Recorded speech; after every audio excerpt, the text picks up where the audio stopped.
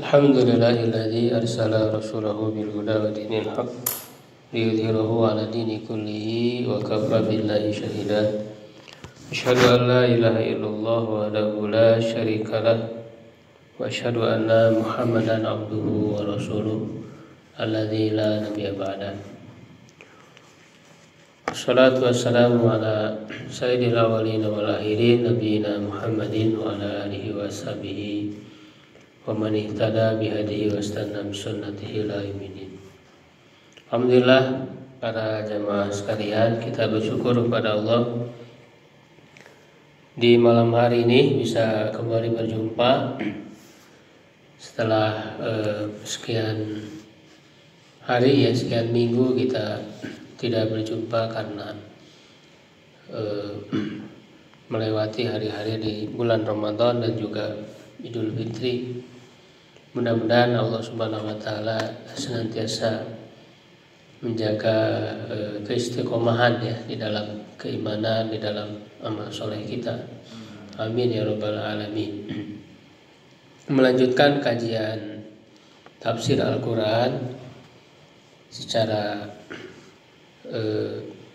bersambung dari awal.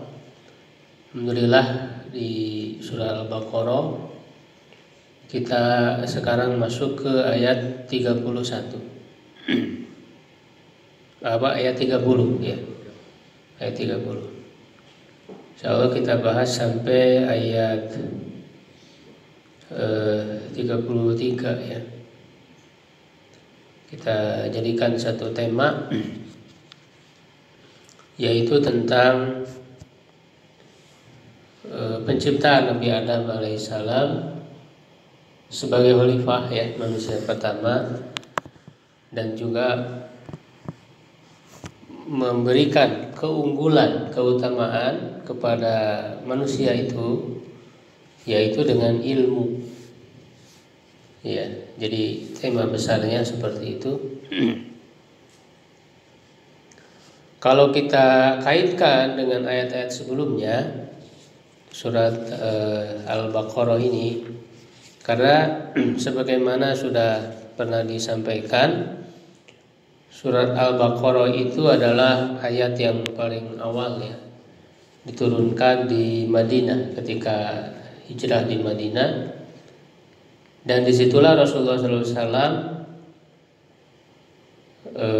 memimpin negara Jadi masyarakat Muslim berkumpul di situ, walaupun tentu berbaur dengan non Muslim. Di sana ada kabilah Yahudi Bahkan juga sudah mulai ada kelompok orang-orang munafik.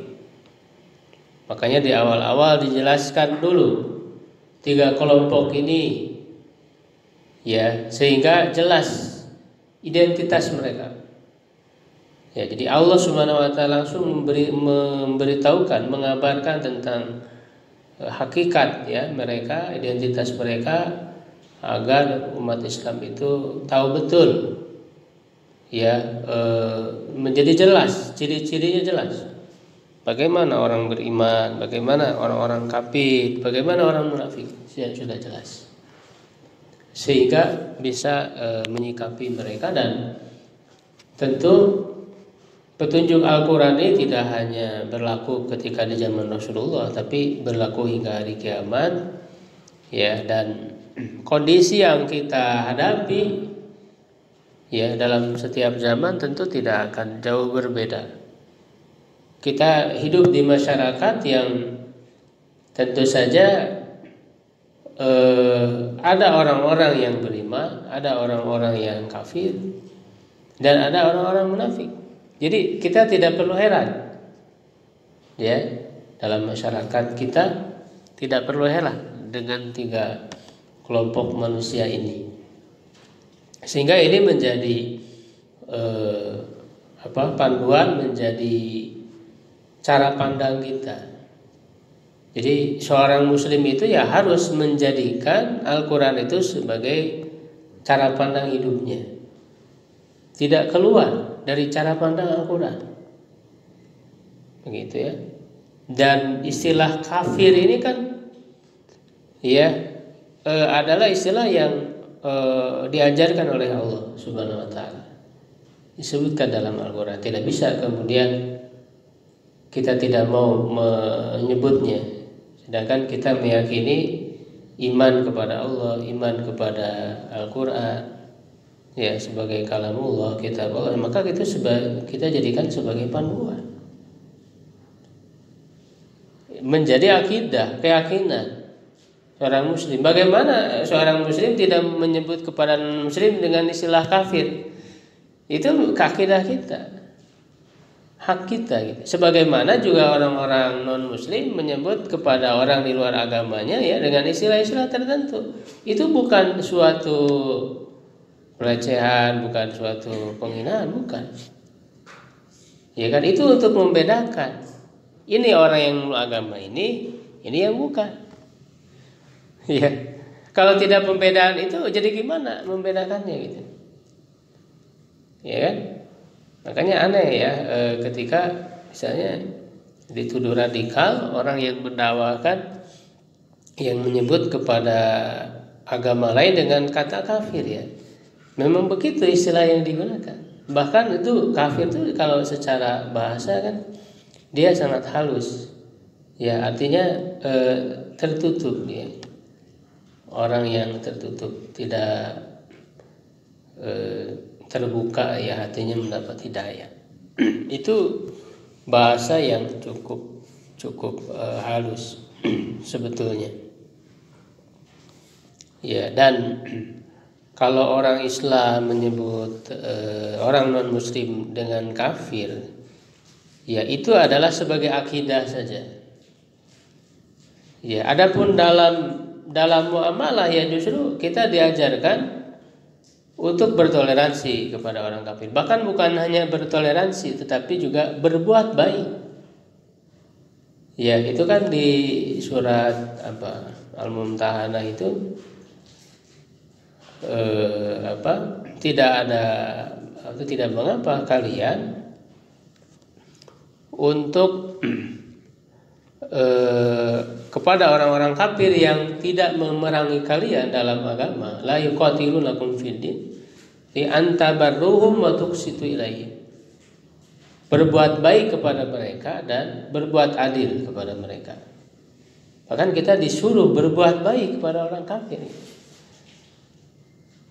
Ya kan? Walaupun tentu dalam pergaulan, dalam muamalah ya kita kan tidak menggunakan istilah itu dalam arti misalnya manggil orangnya kafir kan enggak juga gitu kan. Tidak, itu hanya akidah. Dalam akidah kita sebut istilah itu. Ya kan? Ada dalam Al-Qur'an juga jelas. Ada surat Al-Kafirun, orang-orang kafir gitu ya. Nah, kemudian menjelaskan tentang orang munafik ya itu cukup panjang, mengungkap ya hakikat mereka. Lalu kemudian ajakan secara umum kepada manusia ya agar mau beribadah kepada Allah dengan alasan-alasan yang Allah Subhanahu wa taala berikan. Begitu ya. Nah, kemudian mulai di ayat 30 ini masuk membahas tentang kisah Nabi Adam alaihissalam. Tujuannya untuk memberitahukan tentang hakikat manusia. Ya. Jadi kita diajarkan oleh Allah Subhanahu wa taala untuk mengenal hakikat manusia itu sendiri. Karena yang paling tahu tentang hakikat manusia, asal usul manusia itu Allah Subhanahu wa taala pencipta. Ya, ilmu manusia terbatas. Dia hanya mengetahui ketika dia hidup. Gitu. Adapun zaman-zaman yang sebelumnya, zaman-zaman yang lalu, dia tidak bisa ya menyaksikannya. Dia hanya mendapat informasi dari orang-orang yang terdahulu. Ya kan? Itu dan Allah Maha tahu yang memberitahukan kepada kita tentang asal usul manusia, sehingga semuanya menjadi jelas. Manusia itu berasal dari mana? gitu ya. Lalu kemudian mau kemana ya setelah meninggal, apa yang akan terjadi berikutnya, dan apa tugasnya saat ini ketika Allah ciptakan di bumi ini, itu semuanya sudah jelas dijawab ya oleh Allah Subhanahu wa taala dalam Al-Qur'an ini. Sehingga tidak ada lagi keraguan, kebingungan. Bagi orang Islam itu tidak ada kebingungan dalam hidup karena semua sudah jelas. Hidupnya jelas. Tidak ada keraguan. Karena semua sudah disampaikan kepada kita dengan dalil yang kuat, dengan argumentasi yang kuat, yang bisa dipahami oleh akal manusia dengan bukti-bukti yang jelas. Ya, dan ingatlah ketika di sini wa'id, dan itu secara bahasa artinya dan ketika, itu ketika. Tapi di situ mengandung perintah dan ingatlah. Ya, artinya ketika Allah Subhanahu wa taala menyebut wa'id ya dan ketika, di sini kan Allah memberikan cerita. Memberitahukan cerita kepada kita, artinya cerita ini agar diingat oleh kita. Dan tentu kita mengimani kebenaran cerita itu. Benar adanya, kisah nyata. Tidak mungkin cerita yang dibuat-buat, dongeng, tidak mungkin. Ya. Orang beriman meyakini semuanya adalah kisah yang sebenar-benarnya. Tidak ada yang tidak benar yang disampaikan oleh Allah. Sudah pasti benarnya. Ya, kalau ada orang mengaku muslim tapi tidak percaya kepada kisah-kisah Al-Quran, ya dipertanyakan keimanannya. Gitu ya. Bahkan mereka menganggap bahwa Al-Quran ini hanya berisi dongeng-dongeng orang-orang terdahulu. Ya itu kan jelas. Dikatakan oleh Allah sendiri, orang-orang kafir itu mengatakan bahwa Al-Quran ini tiada lain adalah asatirul awalin, dongeng orang-orang terdahulu. Jadi jangan kaget kalau ada orang sekarang misalnya yang menganggap ya, orang-orang liberal, orang-orang sekuler, ya menganggap bahwa Al-Quran isinya cuma dongeng-dongeng saja. Bagi orang beriman ya kita harus meyakini. Ya, dan juga di sini mengandung perintah ya kita meyakini isi dari kisah ini yang pasti benarnya, juga agar kita menceritakan ya kepada yang lain. Ceritakan kisah-kisah yang Allah Subhanahu wa taala ceritakan dalam Al-Qur'an ini. Ya, ketika Allah Tuhanmu ya berfirman kepada para malaikat, sesungguhnya aku menjadikan di muka bumi ini seorang khalifah. Jadi Allah menyebutnya dengan khalifah Nabi Adam ini. Ya. Karena memang khalifah itu artinya adalah pemimpin ya, yang diberi amanah oleh Allah Subhanahu wa taala di muka bumi ini ya agar mengurus bumi ini. Tapi Allah tidak membiarkan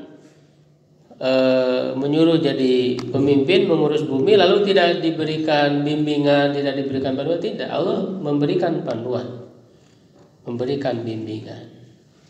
Ya. Tidak dibiarkan sendiri, tidak. Ya, jadi itu makna khalifah. Maka dari sini, dari ayat ini sebetulnya jelas ya para ulama sepakat untuk mengangkat ya seorang pemimpin. Ya, mengangkat seorang khalifah yang memimpin bumi ini.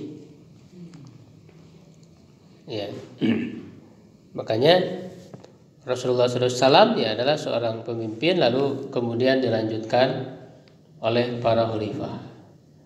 Ya, dan pada saat itu dikenal ya istilah khalifah ya, khalifah Abu Bakar Siddiq, kemudian khalifah Umar, khalifah Utsman, ya khalifah Ali bin Abi Thalib, karena menjadi pemimpin tertinggi ya bagi seluruh kaum muslimin.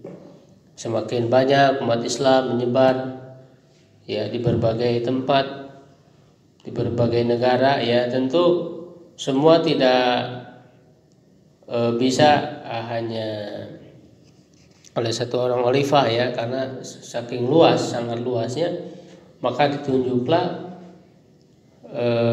para pemimpin negeri ya, para gubernur kalau istilah kita. Jadi dipilih nanti misalnya wilayah Syam ada pemimpinnya dipilih, wilayah Mesir ada pemimpinnya dipilih, tapi itu semua juga di bawah pemimpin tertinggi khalifah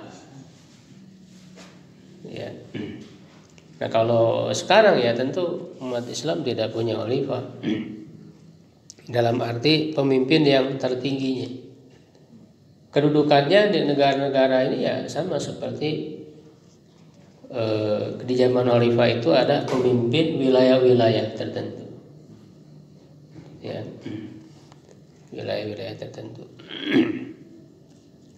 Tapi tentu kita diperintahkan untuk mentaati ya pemimpin kita masing-masing ya, karena di situ ada bagian muamalahnya, karena walau bagaimanapun kan tentu pemimpin pemerintah itu menentukan ya aturan-aturan yang menyangkut kehidupan kita, selama itu adalah ma'ruf ya, kebaikan, maka ditaati.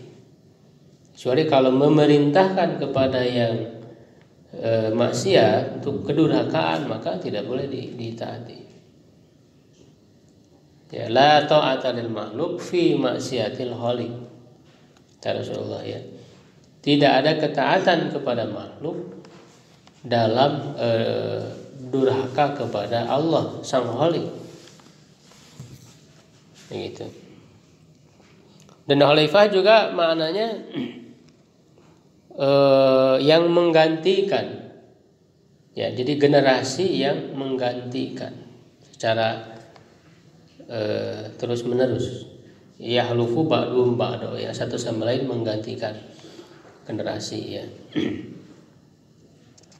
Nah di sini Allah Subhanahu wa taala ingin memberikan kesadaran bahwa bagi kita, bahwa kita sebagai umat Islam khususnya yang beriman kepada Allah Subhanahu wa taala, Allah telah memberikan amanah kekhalifahan kepada kita. Makna secara umumnya itu ya kita harus menjalankan amanah. Ya, karena orang-orang beriman itu kan adalah orang yang oleh Allah telah dipilih untuk jadi pemimpin, untuk yang lebih utama tugasnya adalah menegakkan hukum-hukum Allah Subhanahu wa taala di muka bumi ini. Ya. Jadi Allah Subhanahu wa taala telah memilih kita sebagai umat Islam ya, yang menjadi saksi bagi umat yang lain. Ya, dalam ayat itu dikatakan faqadzalika ja'alnakum ummatan wasatan. Begitulah kami menjadikan kalian umat wasaton, pertengahan atau umat yang adil. Ya. Litakunu syuhada'a 'alan nas, agar kalian menjadi saksi bagi manusia secara keseluruhan. Ya, dalam arti kita menilai bagaimana perilaku ya manusia itu dengan ukuran syariat yang Allah Subhanahu wa taala turunkan. Apakah ini benar, apakah ini salah? Ya, diluruskan. Ya, karena Allah Subhanahu wa taala pernah menawarkan ya amanah kekhalifahan ini kepada langit, kepada bumi, gitu kan? Inna aradnal amanata 'alas samawati wal ard. Ya, kepada gunung-gunung, tapi mereka semua enggan, fa'abaina. Mereka tidak mau memikul amanah itu menjadi khalifah di muka bumi itu. Wa hamalahal insan, lalu diambil oleh manusia amanah itu. Ya, sedangkan manusia kata Allah banyak zaluman jahula, banyak berbuat zalim dan bodoh, ya tidak memiliki ilmu. Ya, dan di sini maka jelas Allah menciptakan Adam manusia menjadi khalifah, pemimpin di muka bumi. Ya, makhluk yang paling mulia dari seluruh makhluk, gitu ya. Nah, lalu kemudian para malaikat itu bertanya kepada Allah Subhanahu wa taala, ingin mengetahui hikmahnya, bukan protes. Karena malaikat diciptakan oleh Allah tanpa ada hawa nafsu. Jadi malaikat itu selalu taat. Ya, selalu taat. La yusunallaha ma amarahum wa yaf'aluna ma yu'marun. Mereka tidak pernah mendurhakai. Bukan protes kepada Allah, tapi ingin menanyakan, bertanya apa hikmahnya gitu. Ya, dan mereka mengatakan, apakah engkau akan menjadikan di muka bumi itu man di sini kan umum ya, bisa orang, bisa yang lain, makhluk. Berarti kalau di sini ya makhluk itu manusia yang berbuat kerusakan di dalamnya dan menumpahkan darah. Sedangkan kami bertasbih dengan memujimu dan mensucikanmu. Ya. Nah, dari mana tahu para malaikat ini akan berbuat kerusakan di muka bumi, akan menumpahkan darah? Ya. Nah, ini diterangkan dalam tafsir ya oleh para ulama itu, memang sebelum Allah menciptakan manusia itu kan ada makhluk yang lain ya, jadikan khalifah, itu jin ya, kelompok jin yang ditempatkan di bumi menjadi khalifah, tetapi kemudian mereka berbuat kerusakan dan menumpahkan darah sehingga dihukum oleh Allah Subhanahu wa taala. Ya, dan dari situ, dari apa yang sudah terjadi, malaikat kemudian tahu. Ya, mengukur dari situ. Ya, dan juga mungkin mengukur dari bahwa manusia itu diberikan hawa nafsu. Ya, sebagai ujian dari Allah Subhanahu wa taala, yang berbeda dengan malaikat yang tidak diberikan hawa nafsu. Makanya mereka mengatakan, sedangkan kami ini selalu memujimu gitu. Selalu bertasbih kepadamu, mensucikanmu gitu. Tidak pernah mereka itu jenuh dengan terus berzikir, bertasbih kepada Allah. Karena memang begitulah malaikat diciptakan oleh Allah. Tidak pernah bosan. Karena bosan itu kan lahir dari hawa nafsu, sedangkan mereka tidak diberi hawa nafsu. Ya, lalu Allah menegaskan kepada mereka, ini alamu malah ta'lamun. Sungguhnya aku mengetahui apa yang tidak kalian ketahui. Ya. Nah, lalu kemudian di sini Allah mengajarkan kepada Nabi Adam nama-nama seluruhnya. Jadi nama-nama apa? Nama-nama segala hal. Nama-nama ini langit, ini bumi, ini bintang, ini segalanya, segala hal.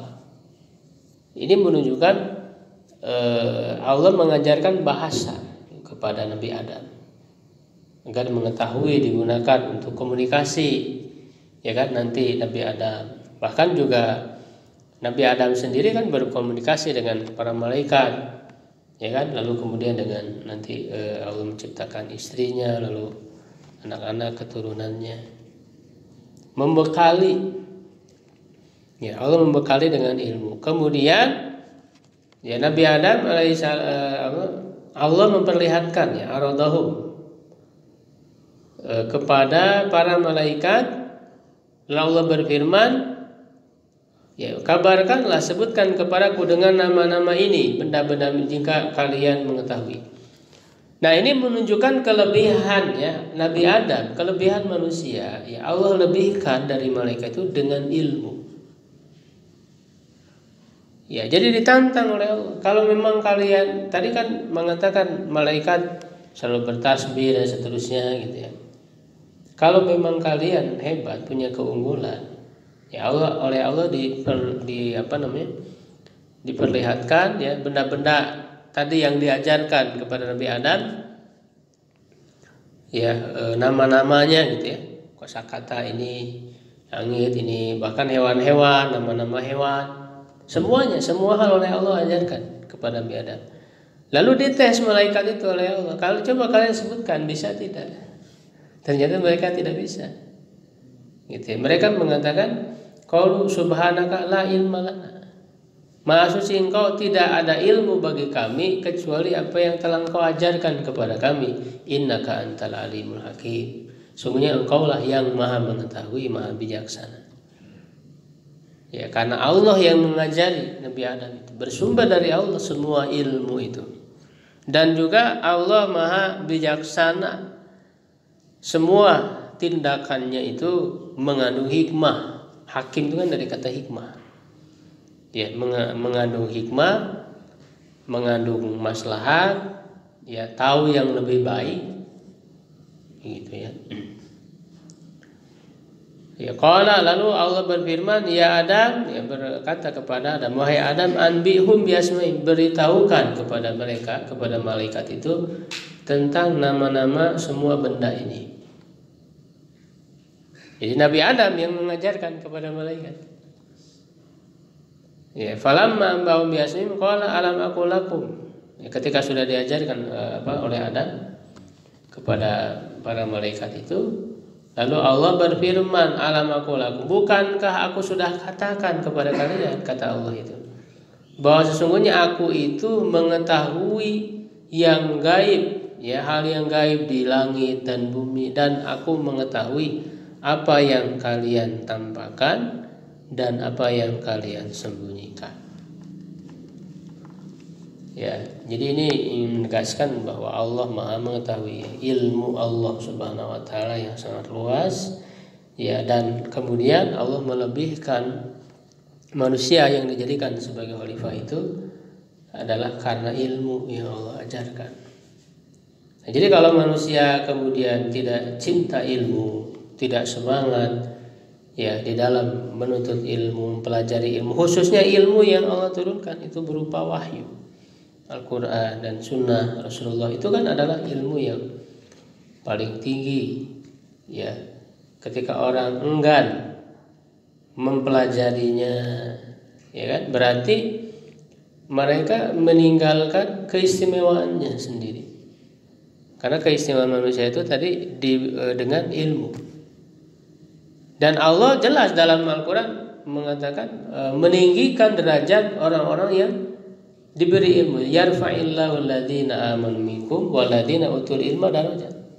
Allah meninggikan orang-orang beriman di antara kalian dan orang-orang yang diberi ilmu. Ya, apalagi yang ilmu Al-Quran, ilmu hadis, ilmu syariat. Ini yang harus lebih ditinggikan. Ya, jangan sampai kepada ilmu agama, kepada Al-Quran, hadis, ya, kita tidak ada minat mempelajarinya. Ya, lebih senang kepada ilmu-ilmu untuk duniawi, untuk bekerja, untuk hal-hal duniawi. Nah, itu adalah justru dicela oleh Allah Subhanahu wa taala. Kita lebih mementingkan duniawi, bal tu'sirunal hayatad dunya. Walaupun tentu selama ilmu itu bermanfaat termasuk untuk dunia kita, ya, itu juga kita diperintahkan. Tapi jangan mengabaikan ilmu yang Allah turunkan ini. Begitu ya. Dan inilah yang menjadi hakikat, ya, dari manusia itu. Makanya nanti disampaikan, ya, oleh Allah Subhanahu wa taala bagaimana Allah menciptakan Nabi Adam, ya, sebagai awal manusia, dan karakter, ya, dari manusia itu, ya, Allah telah memberikan fitrah, ya, manusia.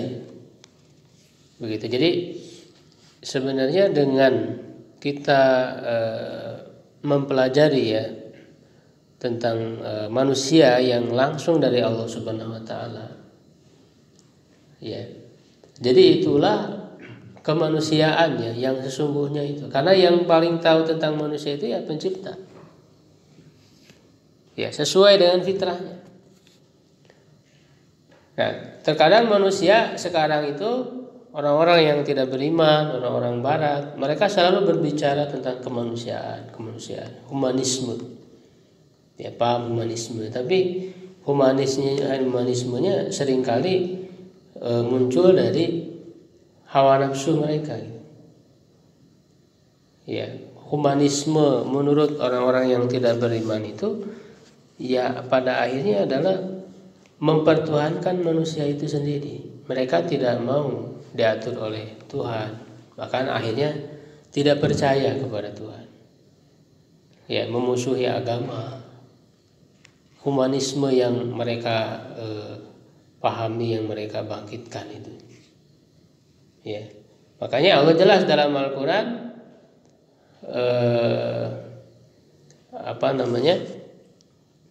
ada orang yang menjadikan takhadha ilahahu hawahu. Jadi ada orang yang menjadikan hawa nafsunya sebagai Tuhannya. Itu kan jelas. Jadi mereka menuhankan hawa nafsu mereka, yang mereka kemudian bungkus dengan istilah-istilah yang bagus gitu, yang menipu orang. Oh, ini adalah sesuai dengan kemanusiaan, ya, humanisme dan sebagainya. Sehingga hal-hal penyimpangan pun mereka anggap sebagai hak manusia gitu. Padahal itu penyimpangan. Misalnya LGBT, ya, begitu. Itu kan penyimpangan. Tapi mereka selalu berdalih dengan, wah ini hak asasi manusia.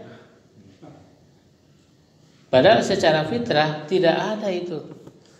Kemudian manusia lahir lalu dengan kecondongan seksual kepada sesama jenis, itu nggak ada. Ya, itu tumbuh itu adalah dipengaruhi oleh lingkungan. Tidak ada, karena setiap bayi yang dilahirkan, ya, itu semua dalam keadaan fitrah. Artinya sesuai dengan fitrah yang masih suci, ya, kemanusiaan yang diciptakan oleh Allah Subhanahu wa taala. Di antara fitrah itu adalah ketertarikan kepada lawan jenis. Itu fitrah manusia. Tapi kenapa orang kemudian bisa menyimpang dari fitrahnya? Itu kemudian datang pengaruh-pengaruh lain, pengaruh lingkungan, termasuk juga setan yang menggoda manusia, yang menyelewengkan dari fitrah aslinya. Dan itu bisa dibuktikan, ya, secara ilmu, ya, kedokteran dan seterusnya. Ya, tapi kan mereka juga berdalih dengan keilmuan juga gitu, ya. Ya, itu dibungkus dengan istilah-istilah keilmuan. Ya, nah inilah yang harus menjadi mindset kita, ya, cara pandang kita sebagaimana yang Allah Subhanahu wa taala sampaikan, ya, kepada kita semua. Ya, yang nanti setelah cerita Nabi Adam ini kan masuk ke cerita Bani Israil, karena memang mereka dulu pernah menjadi pemimpin, menjadi khalifah, diutus para nabi di antara mereka, tapi kemudian mereka berkhianat, tidak menjalankan amanah, banyak berbuat zalim, ya, sehingga sudah tidak layak lagi. Makanya Allah mengutus Nabi Muhammad bukan dari golongan mereka, bukan dari kelompok Bani Israil itu. Artinya sekarang saatnya, gitu, ya, Rasulullah, kaum muslimin, orang beriman, ya, umat Nabi Muhammad mengambil kepemimpinan itu. Makanya selalu Allah janjikan di surat An-Nur itu, ayat 55, wa'adallahu alladziina aamanu wa 'amilus shalihat. Allah menjanjikan kepada orang beriman dan orang-orang yang beramal saleh, la yastakhlifannahum fil ardi. Allah akan menjadikan mereka khalifah di muka bumi ini. Ya, sehingga kalau bumi ini dipimpin oleh orang-orang beriman, ditegakkan hukum-hukum Allah, aturan-aturan, maka yang akan terjadi adalah keamanan, kesejahteraan, kedamaian. Karena semua syariat Islam ini untuk kemaslahatan dan mencegah kerusakan. Kalau misalnya sekarang penyelewengan seperti LGBT dibiarkan, itu akan terjadi kerusakan di muka bumi ini. Jadi semua hal yang dilarang, ya, oleh Islam, oleh agama, itu akan menimbulkan kerusakan. Ya, jadi semua syariat Islam itu mencegah dari kerusakan dalam berbagai segi. Dalam berbagai segi. Makanya Allah sebut misalnya LGBT ya, ataupun homoseksual misalnya, itu kan sudah terjadi ya di kaumnya Nabi Lut itu. Allah menyebutnya sebagai fahisha, atatun fahisha, bahwa kalian melakukan suatu fahisha, perbuatan keji begitu, yang belum pernah dilakukan oleh orang-orang sebelum kalian. Ya, lam ya'ti ahadun ya minal alamin. Dan itu jelas para ulama sepakat ya, kalau orang yang berbuat seperti itu tanpa ada paksaan misalnya, ya itu hukumannya hukuman mati. Ya, hukuman mati. Bahkan ada ulama mengatakan lebih buruk daripada berzina sekalipun. Lebih buruk karena itu sudah menyeleweng sekali dari fitrah. Bahkan hewan aja kan tidak melakukan itu gitu. Hewan aja nggak melakukan itu, Pak, sama jenis. Ya kan? Makanya dianggap ini lebih buruk ya daripada berzina. Kalau yang berzina saja kan dirajam ya. Apalagi yang melakukan ini. Begitu ya. Tapi itu sebuah penyakit yang memang tentu hukum Islam tidak hanya berbicara masalah menangani suatu yang terjadi, mengobati, tapi juga dalam Islam juga ya ada melihat pencegahannya gitu. Ya, jadi kenapa terjadi seperti itu, ada upaya-upaya pencegahan. Makanya kalau syariat Islam diterapkan secara ini tidak akan sulit dalam penanganannya. Ya, dimulai dari pendidikan, pentingnya pendidikan agama kepada anak-anak, itu yang paling awal, paling utama. Ya, karena kalau sekarang tidak dibimbing anak-anak itu, justru banyak media-media yang mengarah ke sana gitu. Ya, media-media itu. Nah, kita sebagai orang tua harus betul-betul waspada ya, menjaga mereka. Allahu a'lam bishawab. Kalau ada yang ditanyakan.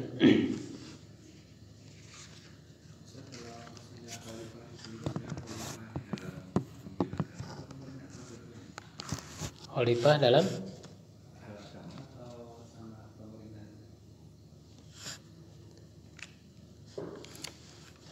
kalau khalifah itu kan artinya pemimpin ya secara umum, Pak. Ya, karena dalam Islam itu yang namanya pemimpin itu tidak dipisahkan, Pak, antara pemimpin agama, pemimpin negara, tidak dipisah. Gitu ya. Kalau kita lihat Rasulullah gitu ya, para khalifah, khulafaur rasyidun, ya itu pemimpin untuk semua, memimpin negara. Ke Madinah itu kan negara. Nanti semakin meluas gitu ya kekuasaannya. Jadi dalam Islam tidak ada istilah pemisahan antara pemimpin negara dengan pemimpin agama. Dan memimpin negara itu ya dengan agama, Pak. Ya, memimpin negara itu dengan agama, dengan hukum-hukum agama ya. Ada yang qat'inya, yang tegas tidak bisa berubah. Ya, ada yang zonninya, yang istihad ya. Jadi butuh para ulama ya memahaminya, bagaimana cara menerapkannya. Dilakukan istihad dalam penerapannya. Ya, karena kalau mengurus negara tidak dengan agama, yang pada akhirnya dengan hawa nafsu ya, masing-masing orang punya kepentingan. Ya, semua berprinsip kepada nilai-nilai agama. Begitu. Jadi dalam teknisnya ya itu tadi ada hal-hal yang tidak qat'i, yang tidak diatur secara jelas oleh Islam, tapi ada prinsip. Ada prinsip musyawarah misalnya. Cuma mekanisme teknis musyawarahnya seperti apa itu kan tidak dijelaskan secara rinci. Itu kembali kepada ijtihad manusia. Makanya pemilihan khalifah khulafaur rasyid itu kan berbeda-beda. Dari mulai Abu Bakar ya. Itu memang ada isyarat-isyarat dari Nabi bahwa pemimpin setelah Rasul itu Abu Bakar, ada isyarat-isyarat tapi tidak tegas. Maka itulah yang menjadi dalil para sahabat kemudian memilih Abu Bakar. Ketika Rasulullah sakit kan Rasul menunjuk Abu Bakar untuk jadi imam. Itu isyarat. Ya, kalau Rasul percaya memilih Abu Bakar sebagai pemimpin dalam urusan ibadah itu sholat, maka kami pun memilih Abu Bakar untuk semua urusan, termasuk urusan dunia. Gitu. Ke zaman Umar, Abu Bakar menunjuk, gitu ya, mengusulkan, ya, walaupun tentu itu tetap dalam mekanisme musyawarah. Jadi Abu Bakar mengusulkan kepada sahabat yang lain agar yang menggantikan beliau adalah Umar, dan itu disetujui dalam musyawarah. Ya, cuman mekanisme musyawarahnya tetap ada. Ya, karena itu prinsip wa amruhum syura bainahum, kan gitu jelas. Urusan mereka itu selalu syura, musyawarah. Ya, nanti dari Umar ke Utsman, itu kan dengan memilih 6 orang sahabat. Ya, jadi 6 dari 6 orang ini bertanggung jawab untuk memilih salah satu dari mereka menjadi khalifah. Ya kan, ada Utsman, ada Ali, ada Abdurrahman bin Auf, Thalha bin Ubaidillah, Sa'ad bin Abi Waqqas, gitu ya, ada 6 orang. Sampai terpilihlah Utsman. Jadi dalam teknisnya itu ijtihad. Ya, sama seperti sekarang misalnya teknisnya dengan cara demokrasi seperti ini. Begitu, itu hanya teknis saja. Hanya teknis. Ya, prinsip utamanya ada, gitu ya. Musyawarah gitu.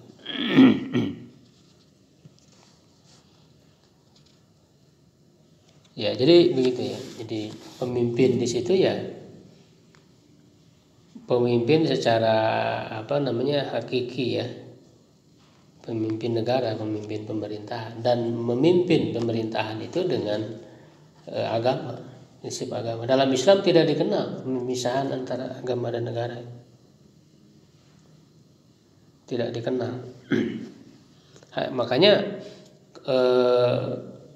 orang-orang sekuler liberal itu kan selalu memisahkan ini antara agama dan negara gitu. Kenapa? Karena mereka selalu melihatnya, berkacanya itu kepada sejarah Barat. Ya, kalau di Barat kan karena memang agama Kristen itu, dalam agama Kristen itu kan tidak ada aturan yang lengkap ya, yang mengatur wilayah muamalah, wilayah hukum-hukum gitu ya. Nah, sedangkan dalam Islam itu lengkap. Berbeda. Islam itu tidak pernah mengalami kontradiksi gitu antara agama dengan negara. Ya, nah kalau mereka kan selalu berkacanya kepada sejarah Barat dulu, antara gereja gitu ya dengan ini terjadi kontradiksi sehingga berusaha dipisahkan.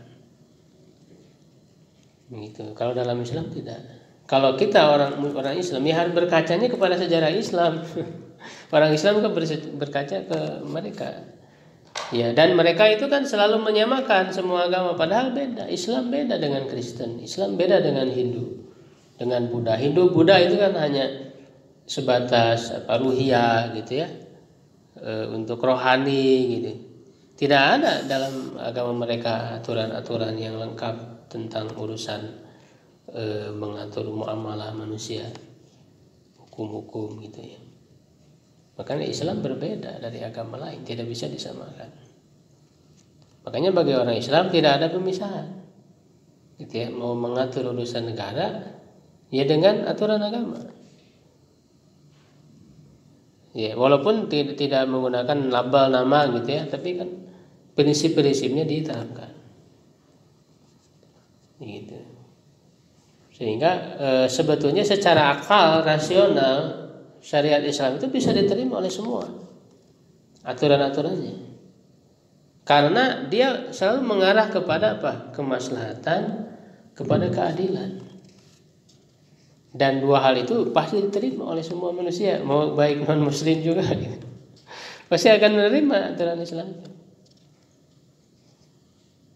Ya sebenarnya gitu. Jadi kita jangan terpaku oleh label-label gitu ya. Ini apalagi dengan image, dengan membuat image yang negatif gitu ya terhadap syariat Islam. Ya, jangan terpaku dengan image itu. Lihat kepada esensi daripada syariat Islam itu bagaimana. Ya pasti akal manusia yang sehat pasti menerima hukum Allah itu, tidak akan menolak. Gitu ya. Orang yang misalnya dibunuh, orang yang membunuh, tanyakan kepada keluarga korban, apa hukuman yang paling adil? Dibunuh lagi. Mereka nggak akan ridho, nggak akan puas gitu ya.